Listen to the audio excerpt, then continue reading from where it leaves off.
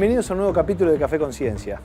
Hoy vamos a estar con el doctor Mario Ermácora, director del INVICE, Instituto Multidisciplinario Celular. Vayamos al laboratorio.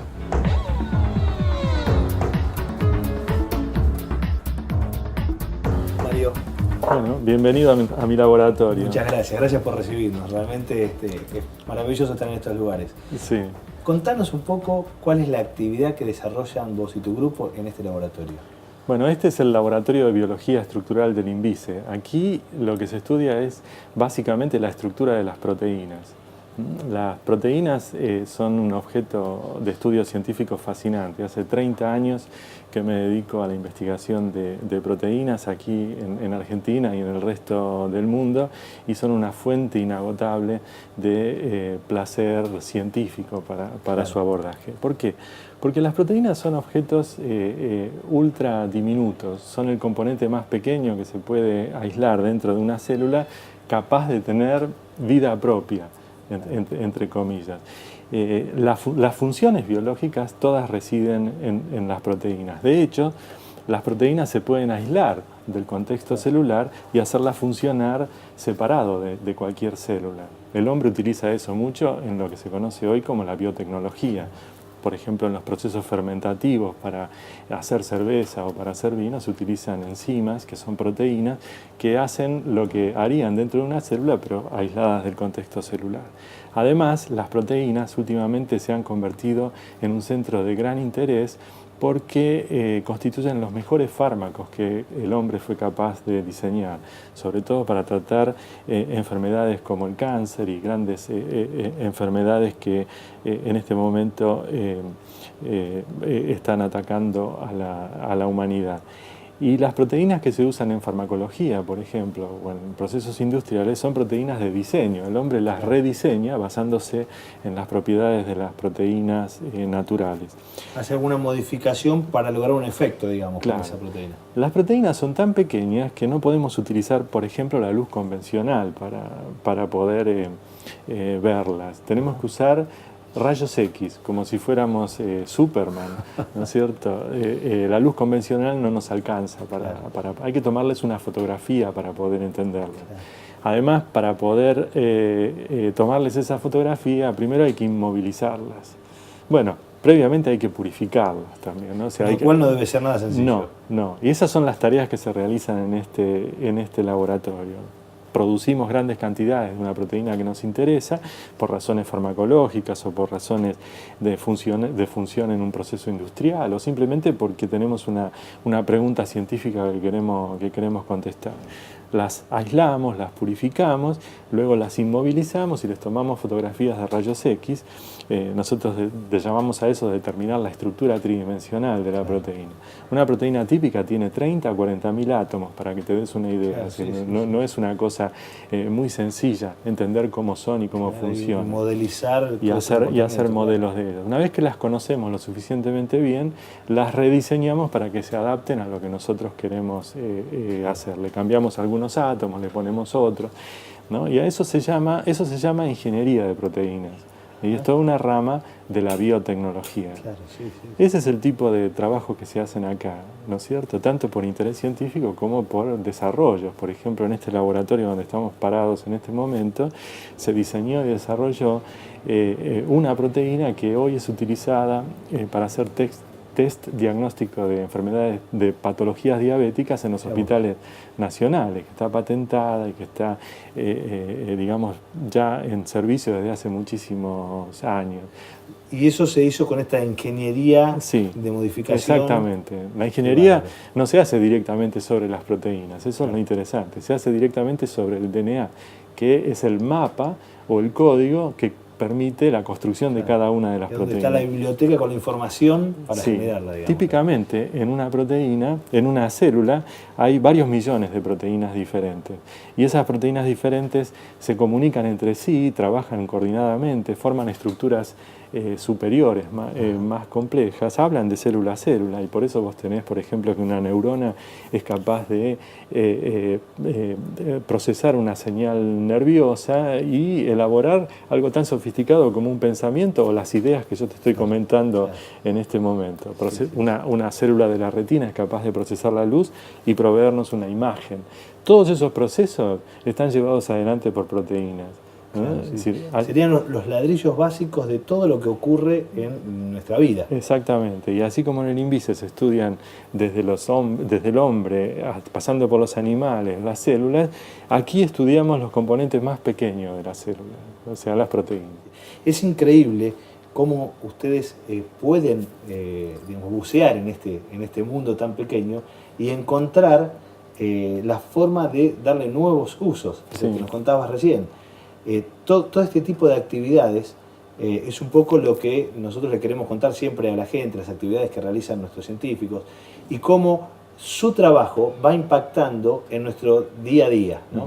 Desde un fármaco que nos da una calidad de vida mejor hasta, como hablábamos en algún momento, un elemento de limpieza, un detergente. Todo este tipo de desarrollos que hacen nuestros científicos en los laboratorios impactan en el día a día de las personas. Mario, te invito a tomar un café. Muy bien. Nos vemos después del corte y seguimos charlando sobre el INVICE.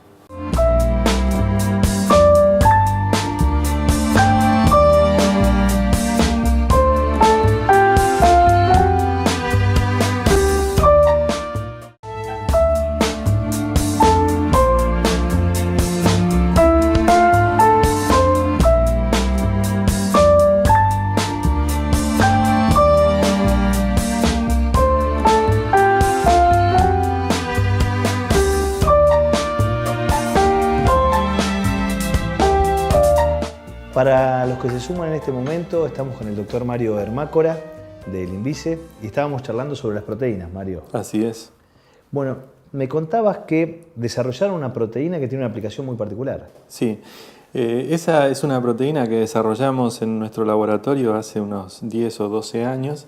Fue nuestro primer gran desarrollo con gran impacto, digamos, por ingeniería de proteínas. Pudimos fabricar en gran cantidad una proteína natural muy compleja que se utiliza para hacer diagnóstico de enfermedad diabética, ¿no? En kit diagnósticos, y esa proteína modificada por nosotros y producida en gran cantidad se está utilizando actualmente en los sistemas de hospitales nacionales para hacer este diagnóstico. Claro. Bueno, esa es una de las aplicaciones que normalmente vemos, cómo los desarrollos en el laboratorio terminan impactando en nuestra sociedad, en los usos cotidianos.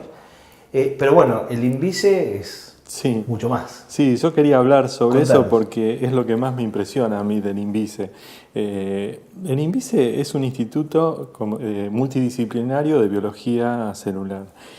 Tiene una característica fundamental que es la amplitud de los temas biológicos que trata y el número de distintas disciplinas que trabajan bajo el mismo techo. El INVICE fue fundado hace ya casi 40 años por el doctor Néstor Bianchi, que es uno de los exponentes más altos de la ciencia argentina. Inicialmente, el tema central del instituto, que eran 3 o 4 investigadores en el momento de la fundación, era la citogenética, la investigación de los cambios que sufre el DNA a medida que las células se dividen y reproducen. Pero muy pronto los intereses del instituto se ampliaron a múltiples campos, y el instituto se caracteriza por estudiar casi toda la escala de la biología, desde lo más grande, por ejemplo, la genética de las poblaciones. Esos estudios se conocen actualmente con el nombre de antropología molecular y están adquiriendo una importancia cada vez mayor nacional e internacionalmente. Mario, estuvimos acá en La Plata, en el INVICE, y estuvimos con el doctor Claudio Bravi y la doctora Vidal Rioja, y nos comentaban estos temas. Te invito a que lo veamos. ¿Cómo no?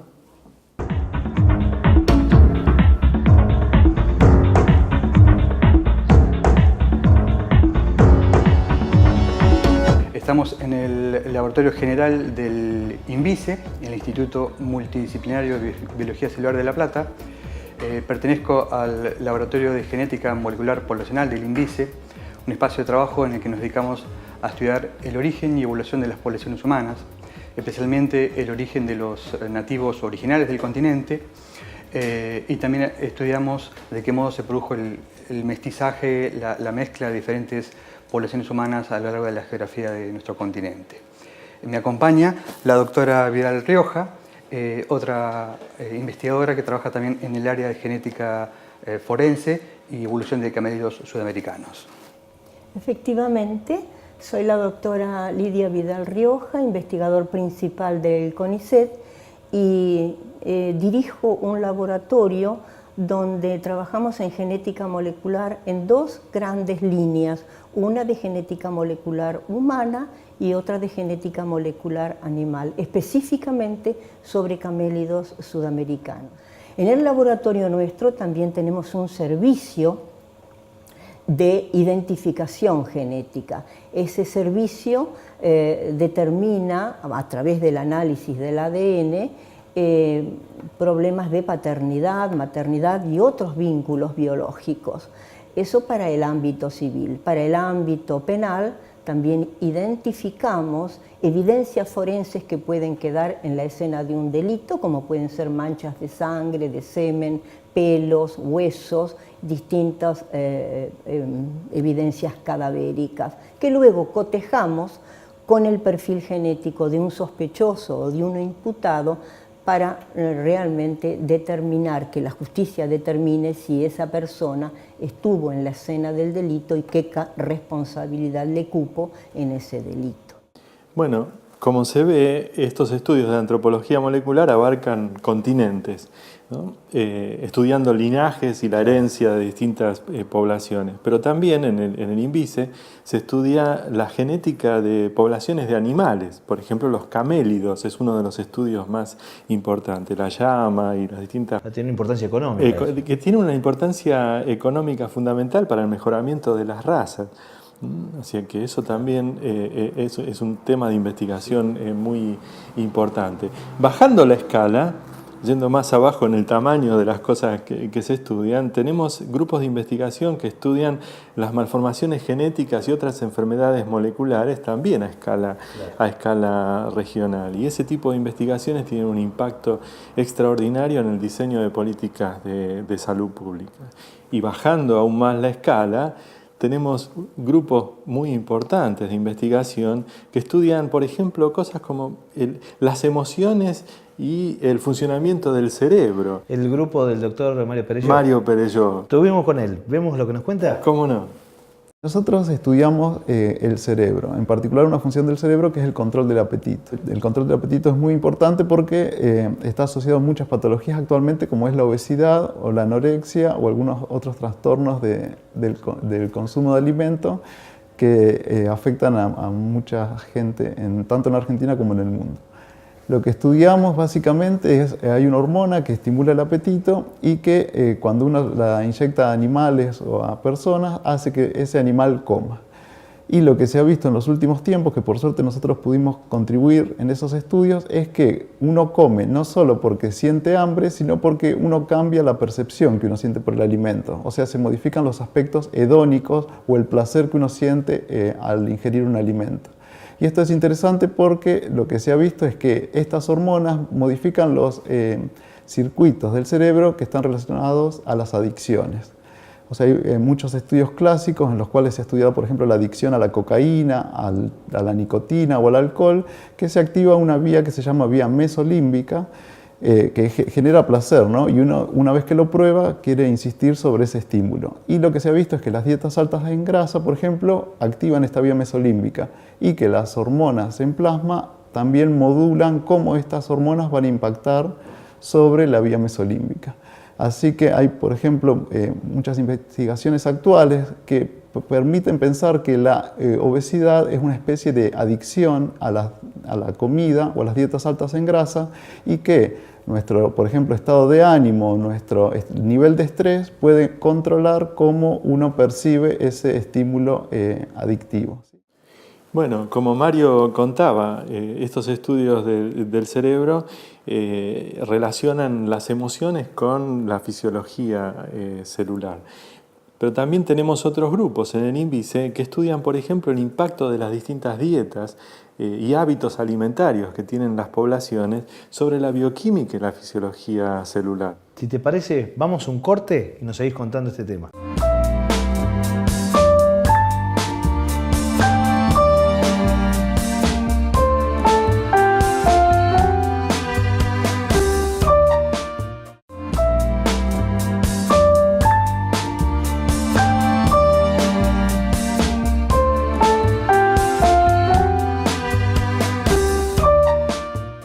Cuando nos fuimos al corte nos comentabas sobre la línea de investigación de hábitos alimentarios. Sí, justamente porque las sociedades modernas van adquiriendo distintos hábitos alimentarios. Por ejemplo, el consumo de grandes cantidades de fructosa que están en las bebidas gaseosas convencionales. Ese es el trabajo del doctor Giovan Battista. Estuvimos con Andrés Giovan Battista, te invito a que veamos sus imágenes.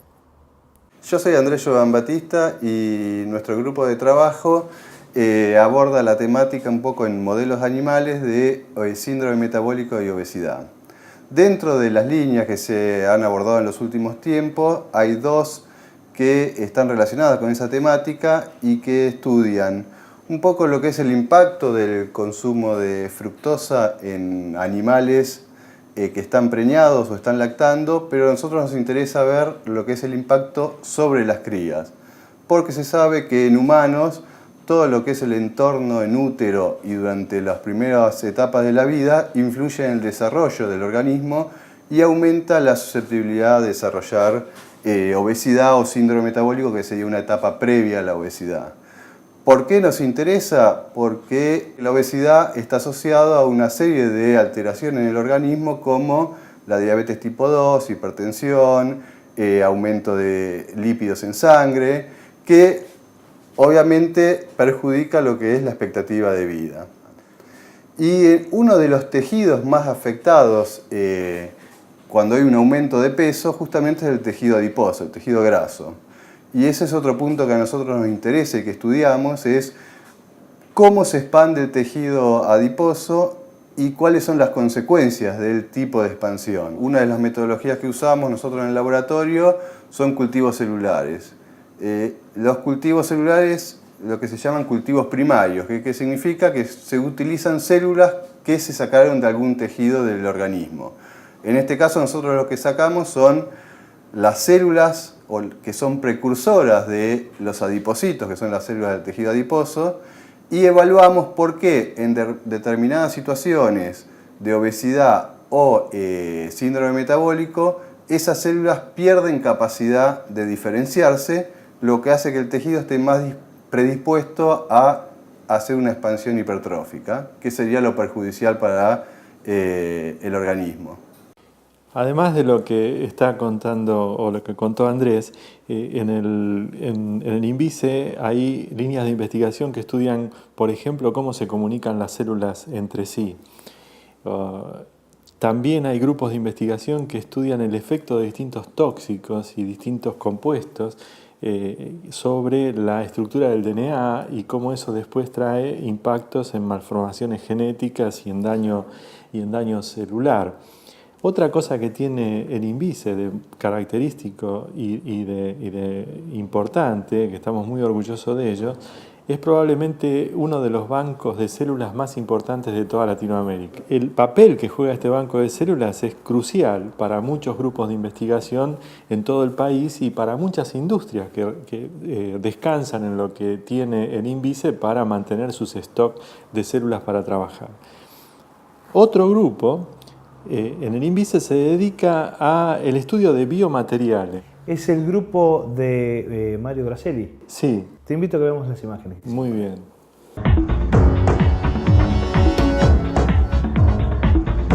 Nuestro laboratorio, llamado Laboratorio de Materiales Biotecnológicos, se dedica a la modificación de polímeros.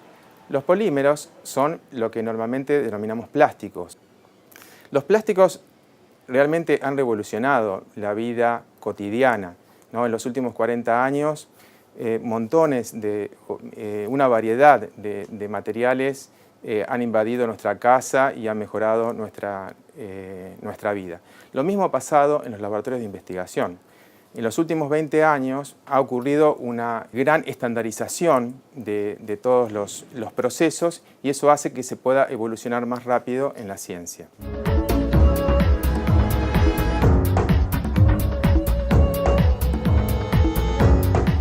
Así, por ejemplo, hace 20 años se usaba esta pipeta de vidrio para poder medir un volumen.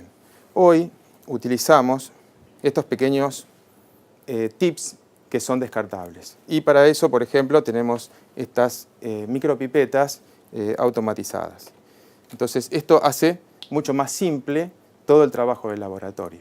Por otro lado, también ha disminuido los volúmenes. O sea, si vemos esta pipeta que tiene 10 mililitros de volumen, pasamos a estos tips descartables que tienen menos de 1 mililitro y hoy en día podemos encontrar tips de 0,1 microlitro, 0,1 microlitro nada más.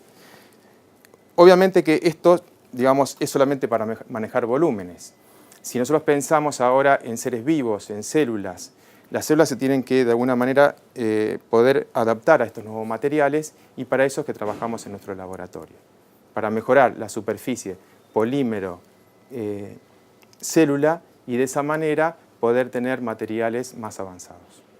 Atrapante lo que contaba el doctor Gracelli, ¿no?, sobre los biomateriales, pero creo que todavía no se acaba ahí el INVICE. ¿Hay más grupos? Sí, hay más y no termino de nombrarlos a todos. Pero, por ejemplo, no me gustaría dejar de nombrar el trabajo con los transportadores de drogas, que son pequeños instrumentos moleculares hechos con lípidos y con proteínas que se usan para dirigir fármacos a sitios específicos en el organismo. Este es el grupo de la doctora Chiaramoni. Sí. Bueno, estuvimos también con ella. Sí. Escuchemos lo que nos contaba.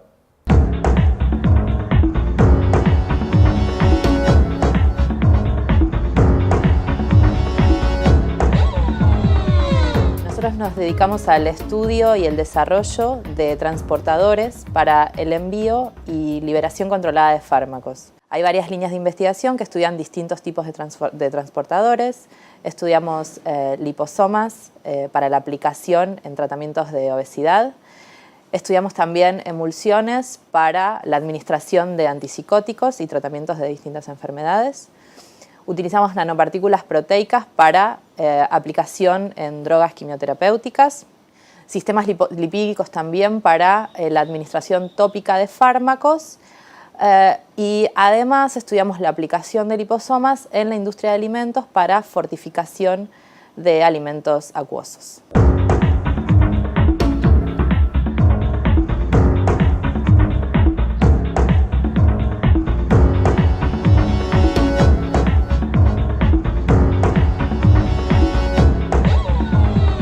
Los vehículos que nosotros utilizamos tienen amplia aplicación.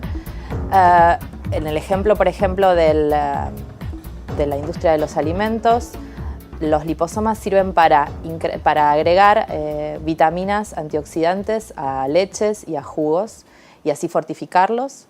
En cuanto a la aplicación de los tratamientos con antipsicóticos, lo que utilizamos es un antipsicótico conocido como risperidona, que se utiliza para el tratamiento de autismos. Los liposomas que aplicamos para el tratamiento de la obesidad, lo que hacemos es incrementar el pool en el cuerpo de ciertos aminoácidos que son beneficiosos para disminuir niveles de ansiedad y también disminuir el peso corporal. Y la aplicación que tienen las nanopartículas proteicas es que son muy pequeñas, entonces pueden llegar a varios lugares del cuerpo y así poder llevar, digamos, a diferentes tipos de tejidos drogas quimioterapéuticas que sea necesario llevar a esos tejidos.